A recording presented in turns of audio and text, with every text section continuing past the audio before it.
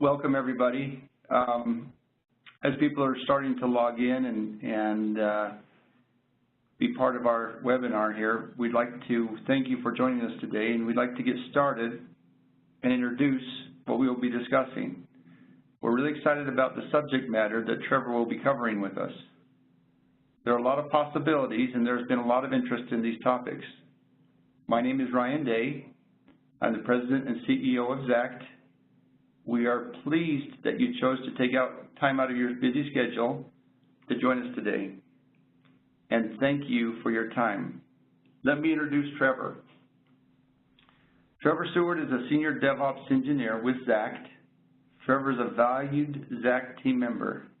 He has previous experience as a program manager, a solutions architect, and a configurations analyst. Trevor holds certifications for MCITP, SharePoint Administrator 2010, and Administrator for Office 365 for Small Business. Trevor is also currently a 4-time Microsoft Office Servers and Services MVP. Trevor has presented at many SharePoint Saturdays along with other conferences. We at ZAACT like the webinar format. For seminars like these, it allows us to be very interactive and allows you to ask questions during the presentation by using the Q&A block in the WebEx console. We will be monitoring the questions and passing them to Trevor to answer as he goes along. If your question goes unanswered, check the Q&A box for a response, or it will be answered during the Q&A portion at the end of the webinar as time permits. With that, let's get started. So Trevor, it's all yours. Good afternoon, everyone, or it's afternoon where I am. Wanted to present on SharePoint Server 2016. We will be talking about administration and architecture. So just about me again, I've been working with SharePoint since about 2004, starting with Windows SharePoint Services version 2, and kind of did all the iterations thereon. I've been working with SharePoint Server 2016 for roughly 10 months, 11 months now. Previously worked at Microsoft in a vendor capacity where, obviously we do some internal testing. I'm also a SharePoint MSD and TechNet forums moderator. You'll find me there all the time. Same with SharePoint Stack Exchange. My blog is thesharepointfarm.com, and you can find me on Twitter at NovelisTrevor. So let's jump right in. System requirements for SharePoint Server 2016, they're pretty much the same as SharePoint Server 2013. There's really no change there. We're talking about 4 vCPU in a virtual world, 8 GB of RAM on the low end. And hard drive space, 100 GB C, and then you can have additional drives for index or log files as you need to. Software, so SQL Server 2014 SP1 is the minimum version of SQL Server. SharePoint 2016 only supports SQL Server Standard or Enterprise. It no longer supports SQL Express. SharePoint Server 2016 also supports SQL Server 2016 upon RTM, which actually happens to be today. So, as you go forward with deploying a SharePoint 2016 farm, you can feel free to use SQL Server 2016 RTM. On the Windows side, it's Windows Server 2012 R2 is the minimum. When Windows Server 2016 goes RTM, it'll be supported at that time. But for a production farm today, Windows Server 2016 would not be supported. And this is kind of a big one for a lot of people, as they can't reuse existing investments into SQL. The BI components, and that is SQL Server Reporting Services and Power Pivot, they are SQL Server 2016 only. You can still have a backend of SQL Server 2014 for the database engine, so where your SSRS databases, for example, reside. And even SQL Server Analysis Services and Power Pivot mode can be SQL Server 2014, but we'll kind of go into that. So moving on from there, the upgrade requirements are really very simple from SharePoint 2013. the sites have to be in SharePoint 2013 mode, otherwise known as V15 mode. SharePoint Server 2013 supported what's called V14.5 mode. That was SharePoint 2010 sites, SharePoint Server 2010 sites upgraded to SharePoint 2013, but operating in a 2010 mode where you could reuse your existing customizations, be they, custom master pages look and feel, or even full trust solutions. So to answer the question about SQL Server 2013 on SharePoint Server 2013 on SQL Server 2016, the answer is no. Microsoft's policy is usually it's N+1. So the current version of SQL Server at the time of the release of SharePoint, and that would be for 2013, that'd be SQL Server 2012 +1 SQL Server 2014. The same generally goes for Windows Server as well, although that's been a little more flexible than SQL Server has been in the past. Moving on from upgrade requirements, we have the big changes, and some of these are pretty significant for on-premises. MinRole being one, and we'll actually dive into each of these. Zero downtime patching. Site masters, we have very large file upload capabilities, which are very interesting. We'll kind of dive into that a little more. The extensible, actually what they call app launcher, but Microsoft has moved on to the add-in nomenclature, which does require full hybrid mode. Some large list improvements.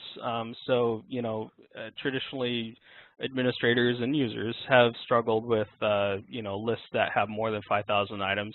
There's a bit of an improvement here. The Compliance Policy Center we'll go into from an administrator perspective, but from a more compliance user perspective, somebody who takes care of compliance policies and whatnot, this is a solution to just validate, if a file is X days old, delete it or move it to the recycle bin, things of that nature. The BI stuff, in other words, Excel calc services, for example, has moved to Office Online Server. We'll cover that a little bit. And then Project Server 2016 and the changes there. So what is gone? The user profile synchronization service is gone. UPSS was a headache for many administrators and Microsoft product support services. So they chose to remove it from this version of the product. That means we are left with Active Directory import and then External Identity Manager, which we'll go into. Task aggregation, otherwise known as the work management service. Task aggregation was a way to pull in tasks from Exchange Server, from Project Server, from task lists, and then display them on your MySite. That is gone. There is no direct replacement for it, unfortunately. ZAACT does have a couple clients that use this functionality. Unfortunately, there's no real good way to do this in 2016. Certainly no way out of the box. It would require custom code to replicate the functionality. As I said, Excel services is gone. Excel calculation services is gone. Moved to Office Online Server. And then SharePoint Foundation. So Microsoft chose not to release a SharePoint Foundation 2016. And they made the comment that that's for now. It really depends on customer interest, but their kind of vision for SharePoint Foundation was, those companies should just look at SharePoint Online. SharePoint Online, obviously, you get the full functionality of what's in the Enterprise Edition of SharePoint Server minus a few on-premises only features, but that was kind of their vision for it. So the MinRole architecture, and again, this is a big one. It was the design of it was inspired by SharePoint Online, where Microsoft operates SharePoint at a significant scale. Some of the farms there are very large. So the idea was to enforce service placement, and what it has allowed Microsoft to do in SharePoint Online is deploy a SharePoint server and assign the role, and the SharePoint server takes care of the rest of the configuration in terms of service instances where they're starting. So there are 5 roles: web front end, distributed cache, search, application, and then custom. Custom is more how SharePoint administrators from SharePoint Server 2003 on down are used to managing services. That is starting and stopping them on whichever server you want to. There is also single server farm. Single server farm is it's really meant for development. Microsoft, Microsoft basically says it's meant for a limited production use, but in general, if single server farm is your only option, that's something I would look at using, SharePoint Online instead, because it's such a small farm with such limited capabilities in terms of content size and whatnot. Usually SharePoint Online will fit that need. And single server farm, if you otherwise are dedicated to using SharePoint on premises, probably more appropriate to use the custom role, where the custom role allows you more customization of what is running and what is not running versus single server farm. So there are customers and companies who create their own service applications, service instances. If you do create your own, there is a link here to provide guidance on how to say my service should run on a web front end, or my service should run on an application server. Otherwise, if that code is not there, your customer would need a custom role server in order to run it. Otherwise, the other roles would say, hey, this server shouldn't be running here, let's fix it. So the distributed cache role, it's required. It's actually also required in SharePoint Server 2013. Obviously, it wasn't a role then, but it is required. Distributed cache can have 1 to 4 servers in a single farm. So zero downtime patching. This isn't Linux. There is downtime, and that's more or less kind of the nature of the .NET framework. It's not SharePoint specifically. But in order to update binaries, processes have to restart in the .NET world. So you can't unload, a binary and then bring up a new patch binary within the same process without restarting that process. So there is downtime for, application pools and services like timer service and things like that. So there are no schema updates, or there shouldn't be very many schema updates. When we've deployed patches in the past for SharePoint 2010, 2013, almost every single patch comes with a schema update that updates the configuration database or makes changes within the content databases. That's not going to happen much anymore, and the schema changes are what causes the farm-wide outage.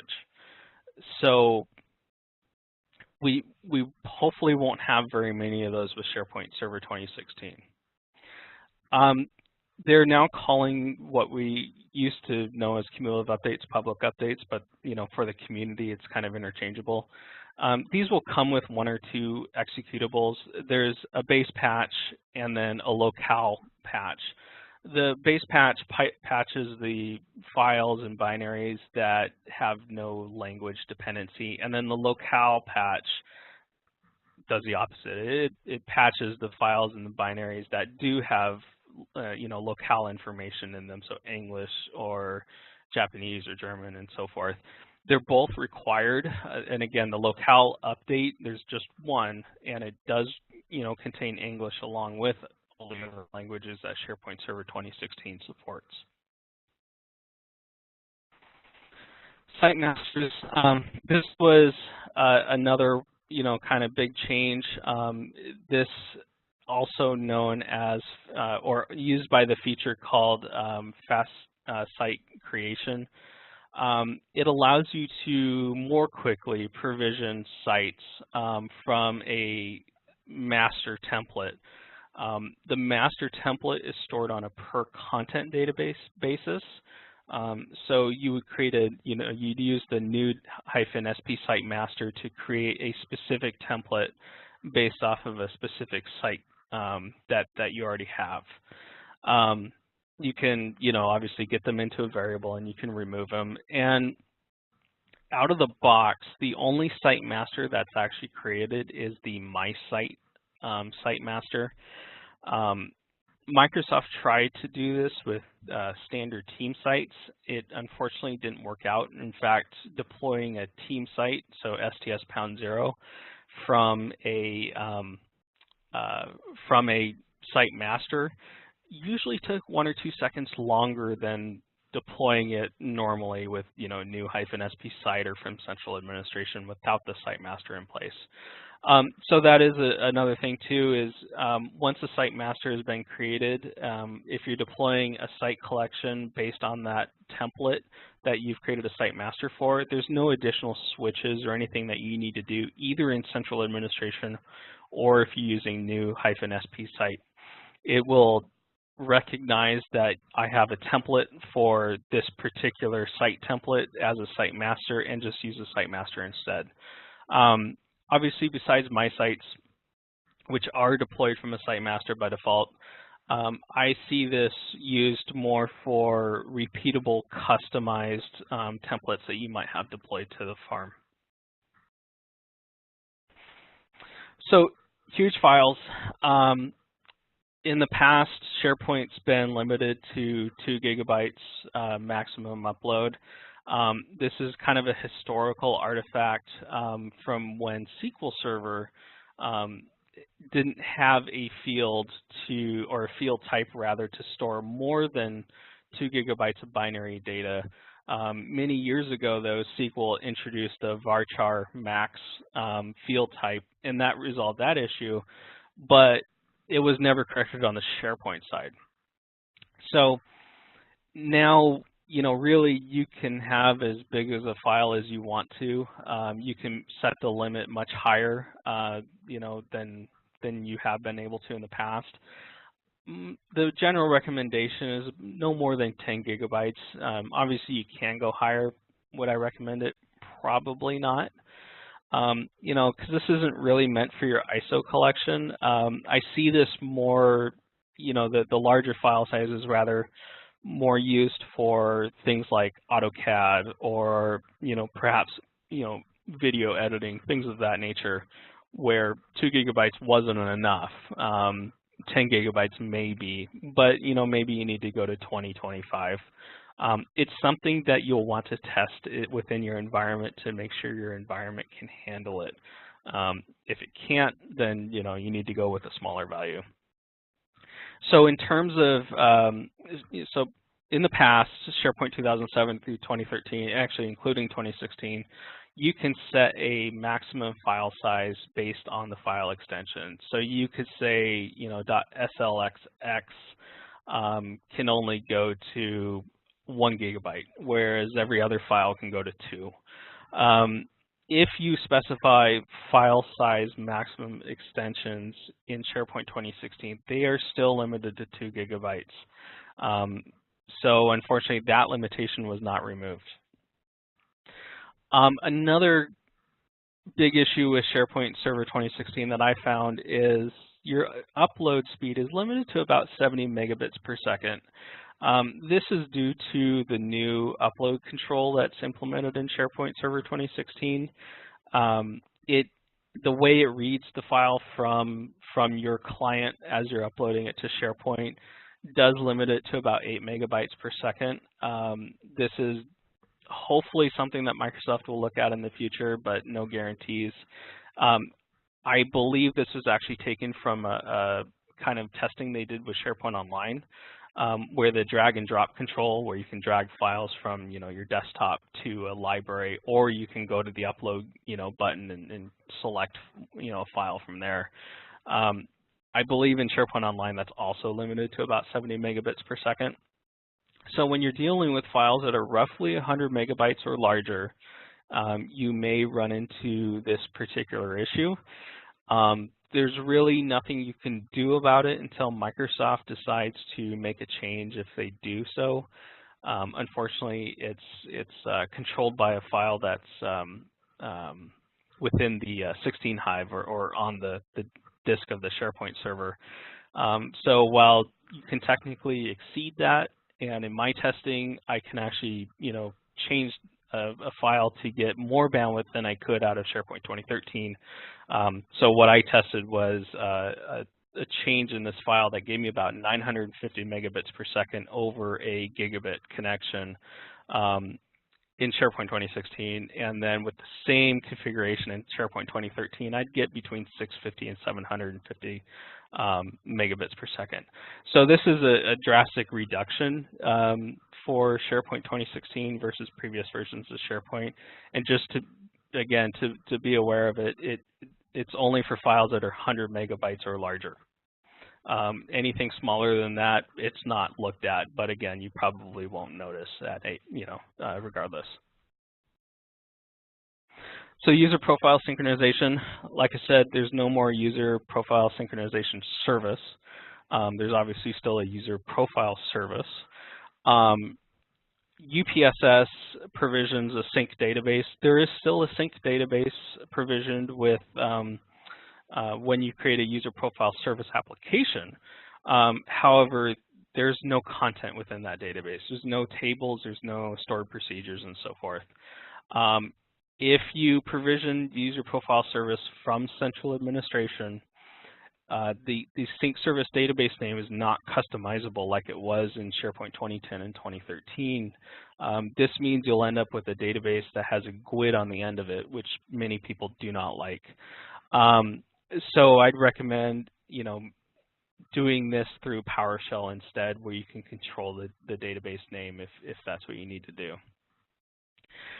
So the in-the-box option for SharePoint Server 2016 is AD import. AD import is a very fast mechanism. It's very similar to how SharePoint 2007 did profile imports. Usually only takes a few minutes, even if you have a few thousand users, but it is limited.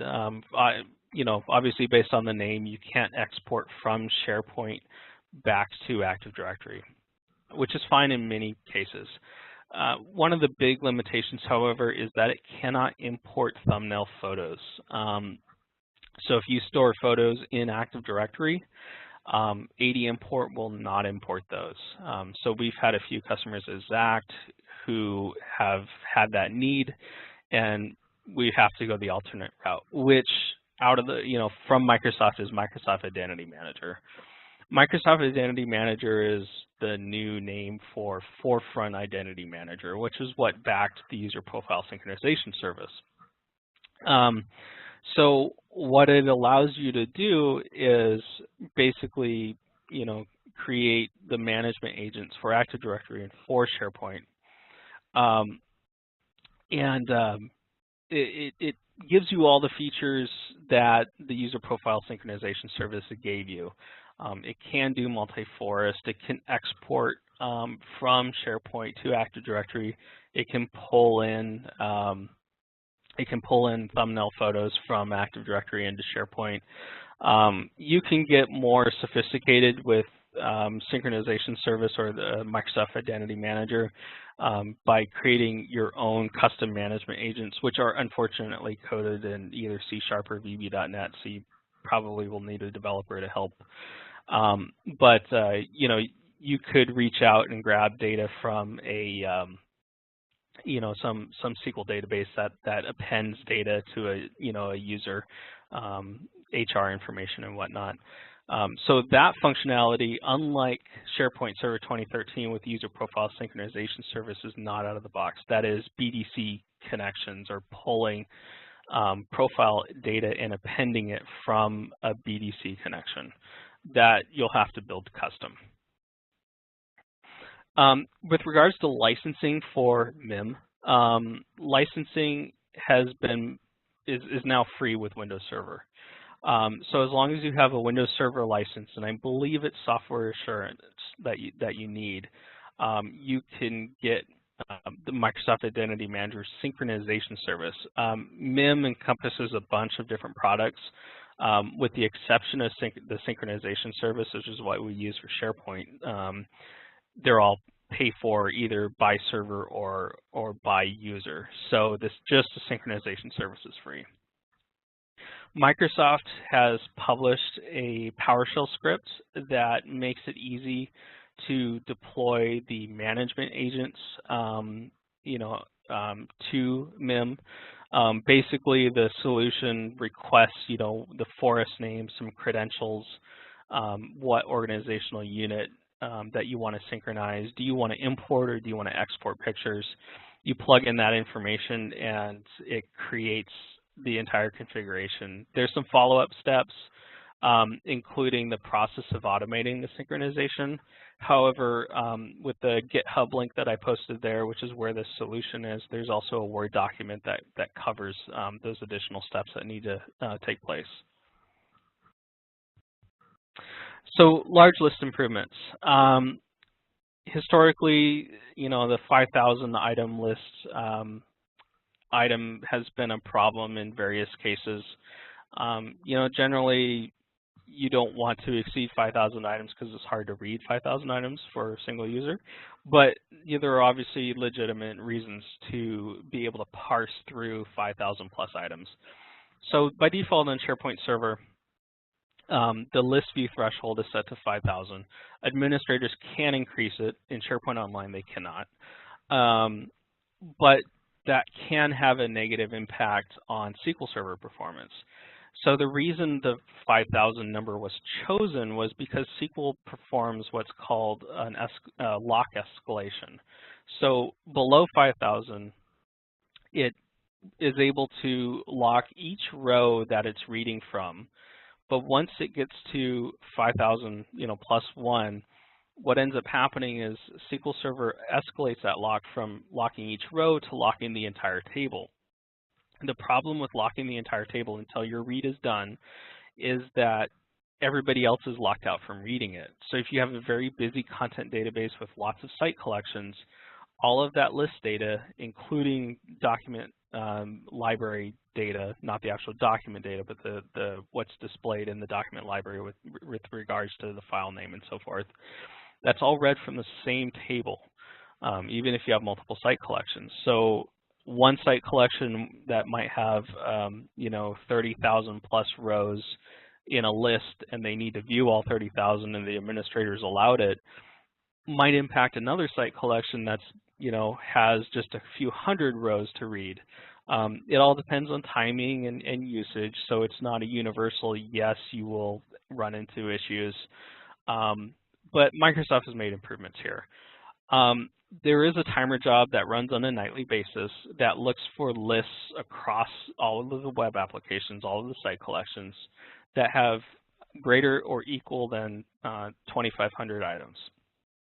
So hopefully the idea is the timer job catches these lists prior to the list exceeding 5,000 items. And what it does is it looks at each view of the list, and it looks at the column types within the list.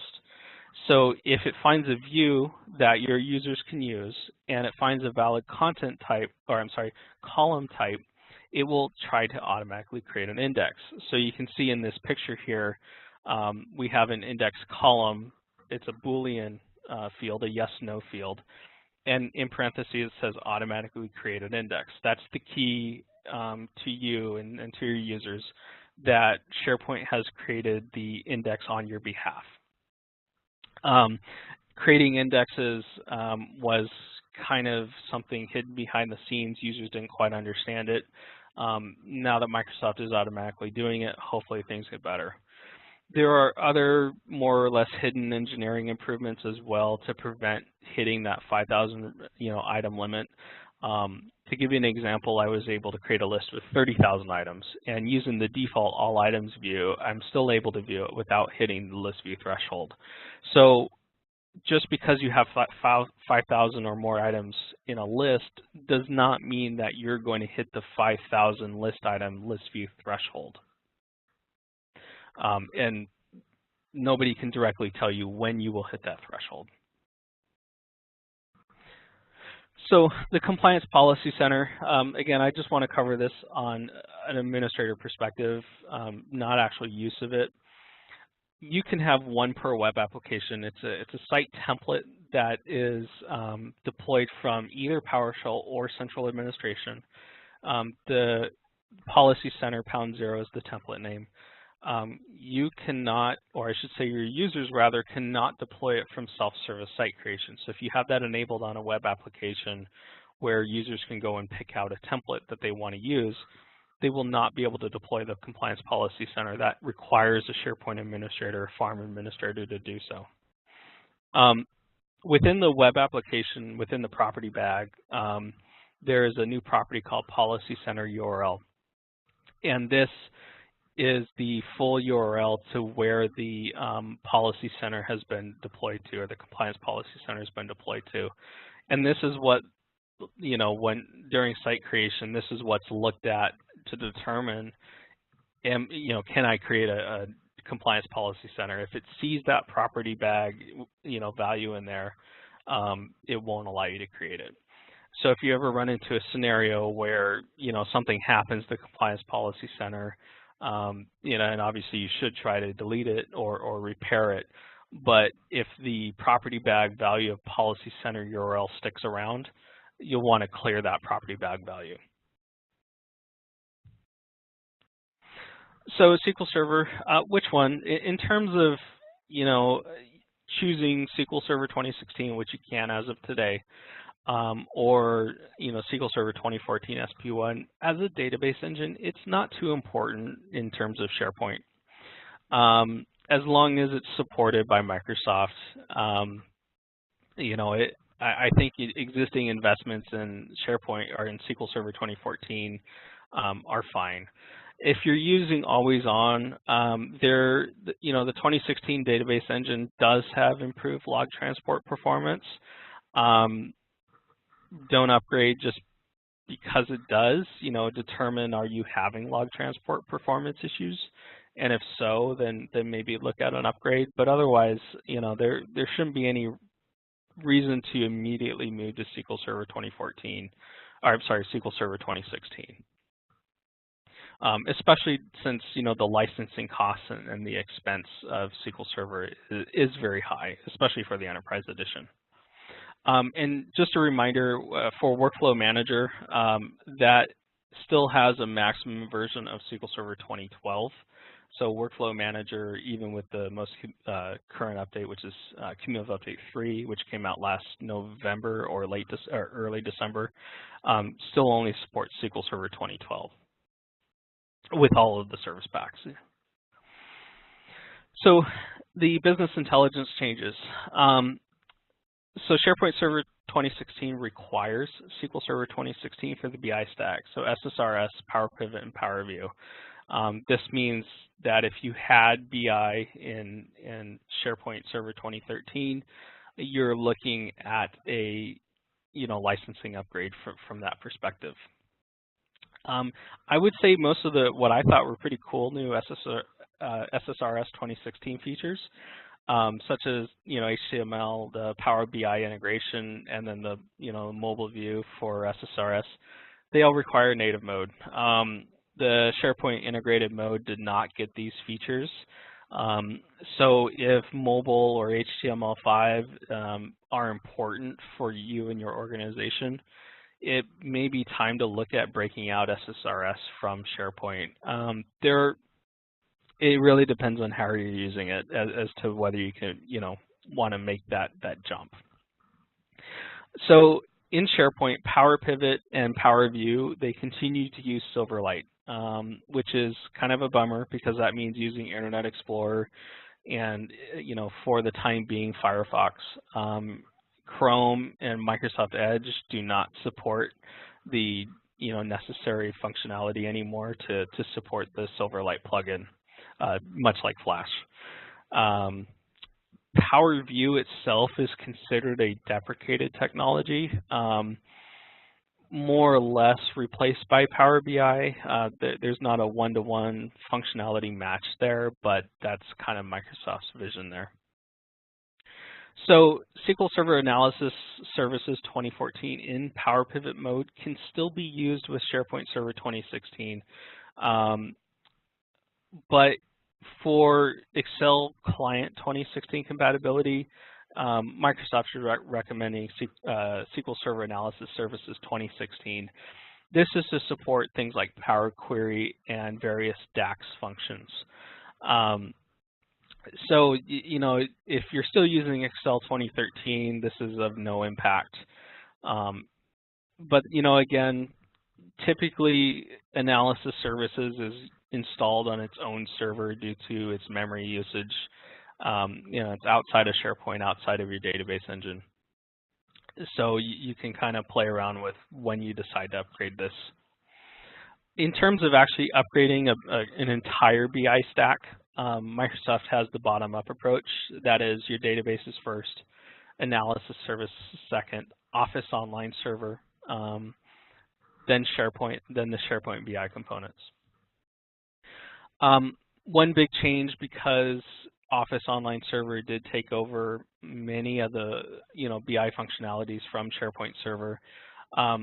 If you have an Excel workbook that contains data sources outside, such as SQL Server Analysis Services, it will require Kerberos constrained delegation between SharePoint and Office Online Server, and there will be likely other Kerberos considerations between Office Online Server and the target data source. So KDC is a little bit more challenging to set up versus standard Kerberos without the constrained delegation. So it's something that you have to look at when you do your upgrade. KCD also has a few issues going cross for us. It's gotten better in newer versions of Active Directory, so Windows Server 2012 and on up. So Project Server 2016. Project Server is now part of the base binaries. So in SharePoint Server 2007, when they bought Project Server and first integrated it, and in SharePoint Server 2010 and 2013, it was a separate download, a separate install package that you had to apply to your SharePoint server. But now it's included in the same ISO that SharePoint Server comes on. For Project Server, you create the service applications and you start the service instances like you would before. There's no change there. But for project sites, that is, ones that you want to use a Project Server functionality on, you need to create them using the PWA #0 site template. This is the same site template that was used in 2010 and 2013, obviously upgraded. But there's a statement out there on MSDN that says you can use any site template, STS #0, the team site template, for example. Unfortunately, there are some issues that you'll run into if you use a template other than PWA #0. Actually, it's broken functionality because not all the necessary pieces are provisioned just by enabling the feature. So provisioning PWA #0 site templates can only be done from PowerShell. That UI is not bubbled up into central administration. So you need to use new-sp site, site template PWA #0. In addition, for PWA #0, or if they fix the issues and we can advance and use other site templates in the future, you must run enable-sp feature PWA site and then provide the site URL. This enables and lights up all of the project web access functionality. There are no more Project Server databases. They got rid of all of those. The schema is now just part of the content database. So here I took a screen capture from a standard content database, which ends with the workflow tables, SharePoint 2010 workflow tables, and then starts moving on into the new Project Server tables. Office Online Server. So the installation of Office Online Server is basically identical to Office Web Apps 2013, also known as WAC. Really, it's just install-office web apps farm. They didn't even change the name of the commandlet. There are obviously some additional switches that you can supply due to the business intelligence integration, but otherwise creating a base Office web apps farm that supports the new file formats and the old SLS file format, so Office 2000, or I'm sorry, Excel Client 2003 are just out of the box with the normal commandlets that you would have built your Office Web Apps 2013 farm with. In terms of the system requirements, just like SharePoint, they're pretty much the same. The patching process is also identical, and that is you patch your Office Online Server, and then you rebuild the Office Online Server farm. So you have to essentially patch your server, remove the server from the Office Online farm, and then create a new Office Online Server farm. So I did create a script for that, and it's an automated WAC patch management, which is what AWACPM stands for. And this script allows you to handle one or more Office Online or Office Web Apps servers for patching purposes. Like I mentioned before, this takes over Excel services from SharePoint. Really, anything you could do with Excel services in SharePoint 2013, 2010, you can still do. There are some administrative options that have been removed that don't really apply to Office Online Server. The concept of trusted sites, for example, the trusted sites allow you to say, you know, these site collections or entire, you know, web apps could support Office or Excel Calc services, whereas these could not. That kind of functionality has been removed, which it's probably not too much of a hindrance. Didn't see too many people isolating what could and could not use Excel Calc services functionality.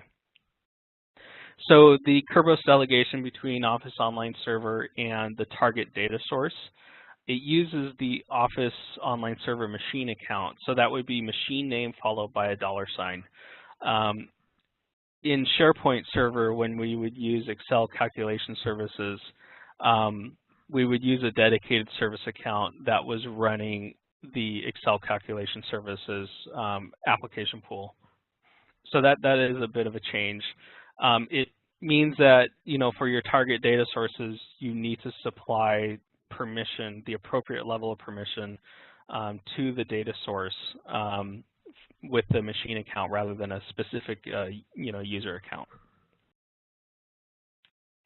Hybrid. So it's really similar to SharePoint Server 2013 Hybrid. Microsoft made some improvements in SharePoint Server SharePoint Server 2013 SP1 with the September 2015 cumulative update. They added a bunch of search functionality, including the cloud search service application, hybrid sites. Hybrid OneDrive for Business, also known as My Sites, and Yammer integration were provided with SharePoint Server 2013 Service Pack 1, but that stuff still exists relatively unchanged in SharePoint Server 2016. It does add the Delve and Video portal tiles that you may have seen in Office 365, and those are a link when hybrid sites is configured to Delve and Office 365 in SharePoint Online. And again, that requires the full hybridization of sites and OneDrive for Business. It does not require hybridization of search, however. So the extensible add-in launcher or app launcher, you know, again, it looks like Office 365. You've got your little waffle in the upper left corner and then the tiles. You can see, so to get the additional functionality with the Delve and Video tiles, as well as custom tiles, you do need that full hybridization. Otherwise, out of the box, you get the newsfeed, the OneDrive, and the sites tiles. To get those tiles, though, you do need a user profile service application provisioned and the proxy connected to the web application. Otherwise, an entire top ribbon doesn't appear. The tiles, the custom tiles rather, like you see here on the very right, back to intranet, they come from Office 365 only. Unfortunately, at least for now, Azure AD applications that you may have deployed that may even appear in Office 365's own waffle, they're not present. These custom tiles are made through the Office 365 Administration Center under the organization profile. Within there, you can specify the tile title, back to intranet, a title, the tile URL, or where the tile points to, and then an image. All of these need to be publicly available wherever your users can access them. Otherwise, obviously the image wouldn't work and whatnot. So getting on towards the end here, these are kind of the miscellaneous changes. The search service application indexing size increased to 500 million items per search service application. So I believe the old limit was about 100 million. This isn't going to affect anybody but the very largest of sites, or farms rather. Microsoft added sensitive content types and for data loss prevention purposes, includes things like social security numbers. And these are used through the Compliance Policy Center. They also added functionality for SMTP over TLS for secure outbound email. This means emails coming or leaving SharePoint, going to a user's mailbox or distribution list or somewhere else. That connection can be encrypted. In SharePoint 2013 and below, it was unencrypted. And then the port can also be specified. So there's kind of an informal port of TCP 587 for SMTP over TLS, but it's not truly enforced. So you can do TLS over port 25 or any other arbitrary port that the SMTP server is listening on. And of course, that does require a valid SSL certificate applied to the SMTP server. So for recently shared items, that's a feature that we've seen in SharePoint Online for some time now. And it basically is a faster refresh of items that have been shared with you by coworkers. And this is disabled out of the box. You can use enable-sp feature recently shared items and then specify the URL to your MySite host. That'll light up that functionality. Durable links are another new feature. What durable links allow you to do is share a link to a document with somebody. That link has a little GUID on the end of it. It's not DocID. It is separate from the DocID service. But because of that, the GUID on the end of the URL, wherever that document moves throughout the sites or within that web application. So if you have custom functionality to move between site collections, or you're just moving within the same site collection, or you're renaming the document, that link will still be good. Durable links does require Office Online Server to be integrated with the farm. If you don't have Office Online Server, you will not get durable links. So they also relaxed the file name character restrictions. There's still a couple legal characters, but for the most part, this has helped, introduce, OS 10 support, Linux support for files that have, file names that Windows otherwise doesn't support. So the other thing that SharePoint 2016 comes with is the ability to enforce TLS 1.2. This is most important for those who fall under PCI DDS, which is the credit card security restrictions. And TLS 1.2 is going to be required in 2018, last I recall. And what this allows you to do is modify the registry on the SharePoint server to say, incoming connections over HTTPS are only negotiated to TLS 1.2. In most scenarios, I would consider this a mandatory requirement. TLS 1 and SSL 3.0 are considered less than secure today. TLS 1 is still all right. SSL 3.0 is already insecure. TLS 1.1 is also another option, but usually any client that supports TLS 1.2 supports TLS 1.1, and all of the supported web browsers that are supported by SharePoint Server 2016 support TLS 1.2. There are a few exceptions where you don't want to use this.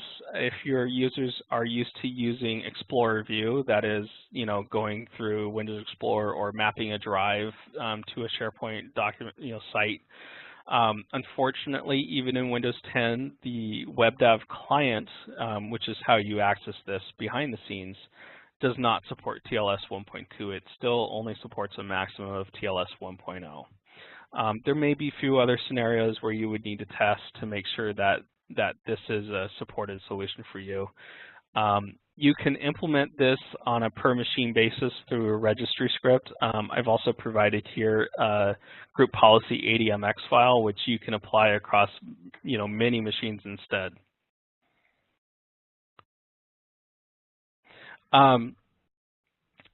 So the other thing that's coming to SharePoint Server 2016 are feature packs for those with software assurance. Those should start rolling out. I believe the last estimate was the 2017 calendar year. They will provide new and additional features. So we don't know what's in these yet, but it is something to look forward to be more up to date with what the features that are in SharePoint Online versus what we saw with SharePoint 2010 and 2013, where really once the product was deployed, it was feature complete, and we might have seen minor updates, minor changes to features here and there, but for the most part, it was all the same all throughout the product's life cycle. So if I didn't know anything about your company or didn't know anything about your user base or your content size, but you wanted kind of a generic recommendation for high availability architecture, this is what I would recommend. 2 front ends. These would be what your users interact with. They would also run distributed cache. I would consider these to be RAM top heavy, and the reason being is, again, these are what your users are interacting with, and distributed cache is running there. Distributed cache can take up, a fair amount of memory depending on the size of your user base. Most of your service applications or service instances will also be running on the front end versus the back end. The back end is more about batch-based services, and batch-based services would be things like workflows, automation services like the PowerPoint conversion service or Word automation services or document conversion service, where users don't directly interact with it. They're not, waiting on to retrieve a value right away. A good example of what would run on the front end is managed metadata service. And the MMS, you might go to a list and you might have a column with terms in it. You want that back as fast as possible. And to prevent SharePoint from jumping to another server to make that request, such as, back-end app server, you run MMS on the server that the user is interacting with so that the server can stay within itself to grab that value. Then 2 application servers also running search. This way search is load balanced and highly available. It may require less memory than the front ends, but it really depends on your search index. Node Runner, which is the executable that runs much of search, can be fairly RAM heavy, but this is going to be variable. So it's one of those scenarios where, if I didn't know a whole lot, I'd probably give you a flat out number based on number of users for memory requirements, and then down the road adjust based on usage. On the SQL Server side, again, 2 minimum for always on, high availability. Always on AGs require SQL Enterprise. SQL Server 2016 introduced a feature called basic availability groups. They function similar, except you can only have one database. So, given out of the box, SharePoint has a minimum of 2 databases. It's not too helpful. So we still need the full SQL Enterprise for the always-on availability groups. And then, the cheaper option, if you couldn't go SQL Enterprise with SQL Standard, you can still do traditional SQL Server clustering. This uses a shared disk rather than independent disks as an always-on. It is a cheaper alternative from both the storage, requirement as well as a licensing perspective. So it's still a good option. And again, both of these scenarios for high availability, they do require a witness. The witness can be a file server, which is usually what I use, or it can also be another SQL server. Office Online, I would say 2 or more servers. Once you get beyond 2, it's more about usage and performance rather than availability. It could also be the case that Office Online is not that important, and you can get by with 1, and the downtime that you need to take to patch it is insignificant or pre-planned. So Workflow Manager, and again, Workflow Manager still requires SQL 2012, so you take that into account. That it will have to be a separate SQL instance from what you're running SharePoint Server 2016 on. 3 servers is Microsoft's Quorum architecture for Workflow Manager.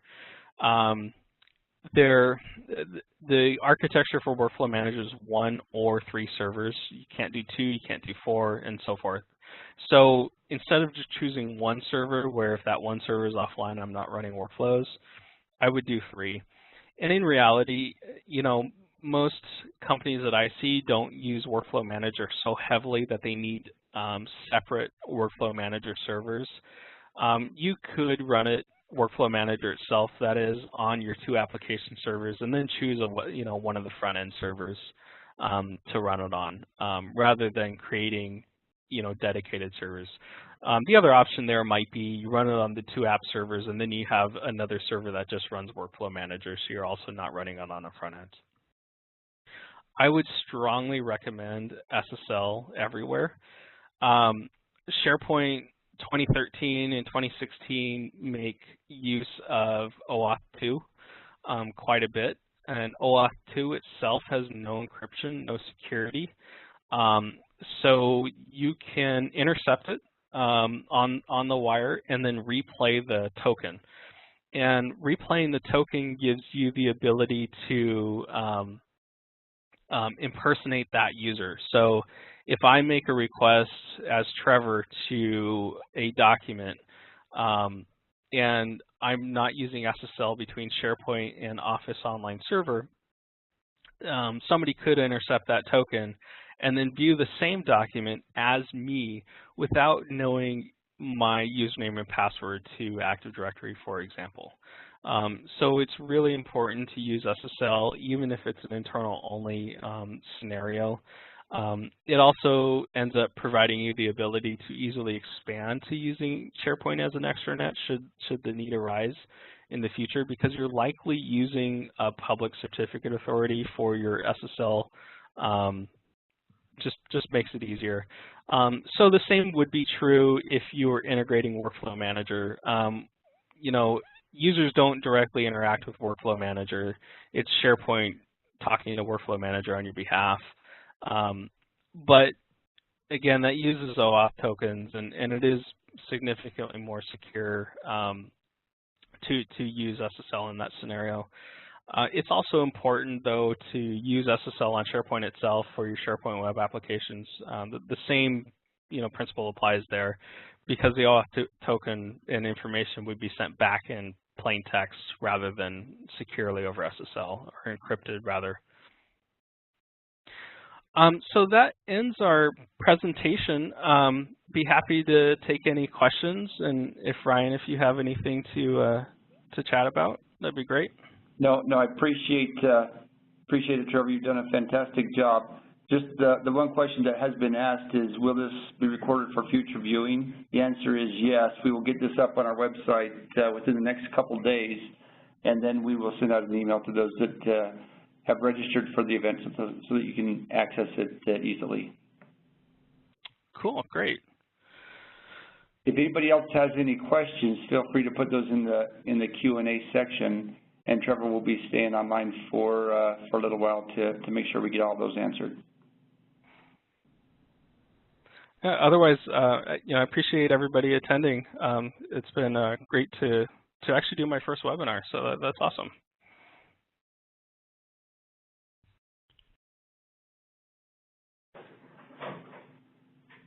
Fantastic. And as people are on and staying on to ask questions and stuff, again, we do appreciate all the involvement.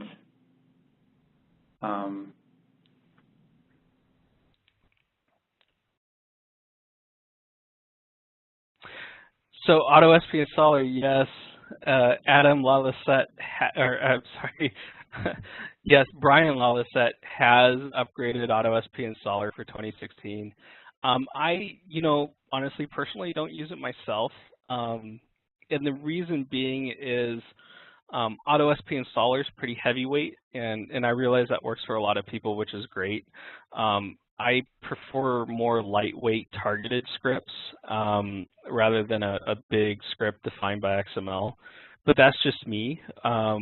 You know, the other thing I think about when creating your own scripts and building your own environment is you learn something by doing it at least once. Not only do you learn PowerShell troubleshooting, for example, but you end up learning the SharePoint commandlets, what does what.